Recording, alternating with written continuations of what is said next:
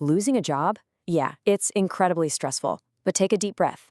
Welcome to this explainer. Today, we're taking a really close look at a process that can frankly feel pretty overwhelming at first glance, but it's absolutely critical if you've recently found yourself out of work.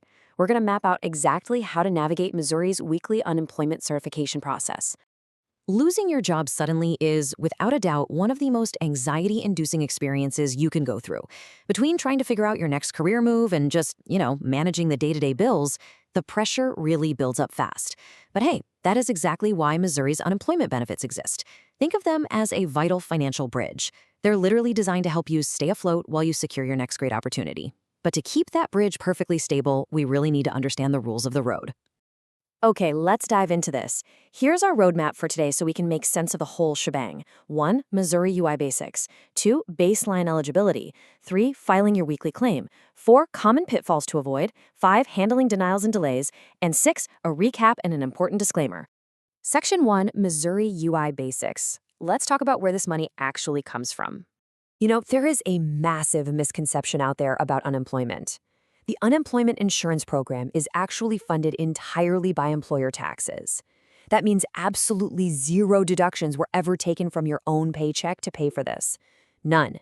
It's purely an employer-funded safety net, providing temporary weekly income to workers who lose their jobs through absolutely no fault of their own. Moving right along to Section 2, baseline eligibility. Basically, how do you get your foot in the door?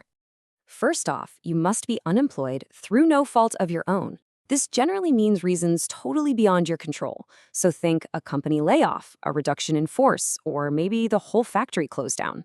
It usually doesn't cover getting fired for workplace misconduct or just voluntarily quitting because you felt like it without good cause.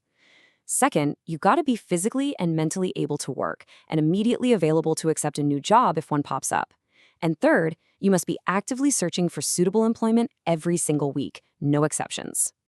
All right, let's talk numbers. $2,250. Missouri looks at a one-year window called your base period to determine if you actually financially qualify. To be eligible, you must have earned at least $2,250 in wages during that base period, with at least $1,500 of that earned in one single quarter and $750 in the rest of the period. Basically, this math just ensures that the program is reserved for folks who have a recent, verifiable attachment to the workforce. Section 3. Filing your weekly claim. This is all about your recurring weekly request for payment. So, you're approved. Awesome. But wait, the money doesn't just magically show up in your bank account forever on autopilot. You have to take action every single week. Let's compare your two primary online options to get this done.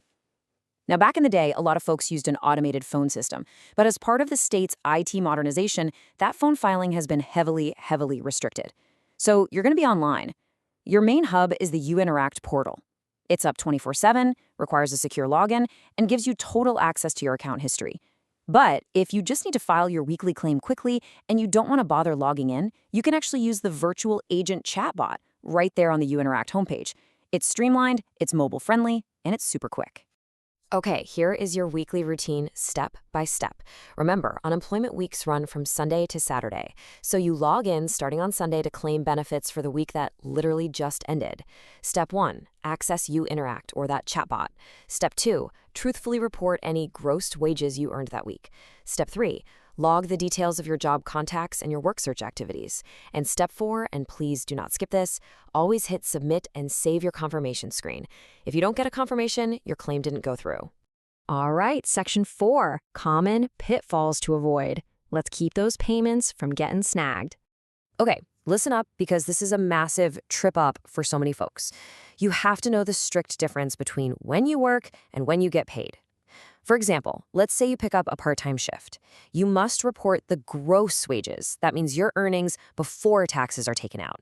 And this is the kicker. You must report them for the week you actually did the work, not the week your paycheck finally clears the bank. Seriously, just multiply your hours worked by your hourly rate and report that exact number. The Division of Employment Security does not mess around here.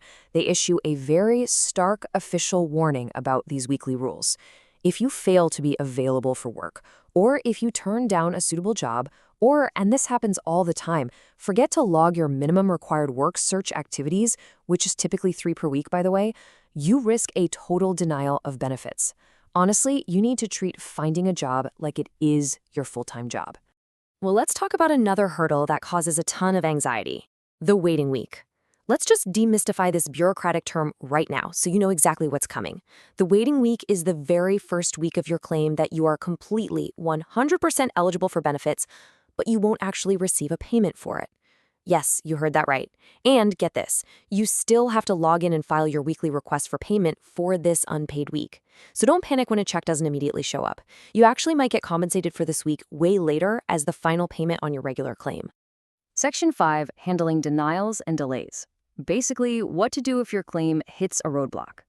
So, what if your claim is denied? First, take a breath. You're going to receive a formal determination in the mail or right there in your UInteract portal.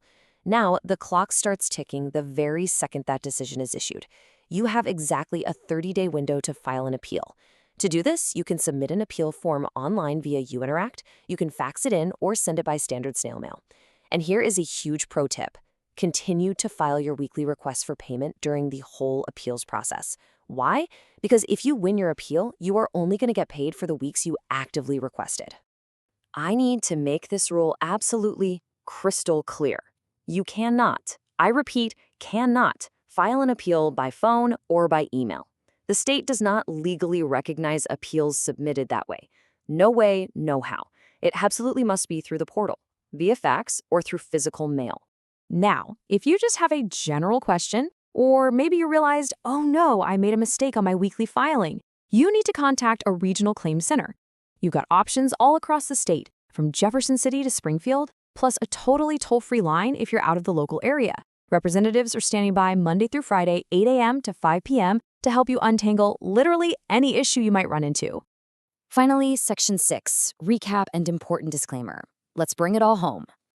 Let's quickly summarize the absolute crucial takeaways here. First, ensure you meet that $2,250 base period income requirement, and, of course, that you lost your job through no fault of your own. Second, remember to certify every single week, starting on Sunday, using the UInteract portal or that quick virtual chatbot. Third, always accurately report your gross wages the exact week you earned them, and do not forget to log those 3 work search activities. Finally, if you do get a denial, don't panic. Just make sure you file your appeal through the proper channels within that strict 30-day window.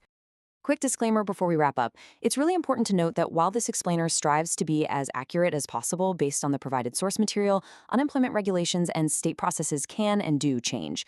This is meant to be an educational guide. You should absolutely always consult official Missouri Department of Labor and Industrial Relations resources, the Division of Employment Security, or frankly, seek out legal counsel for the most current info and for advice that is actually personalized to your specific, unique situation.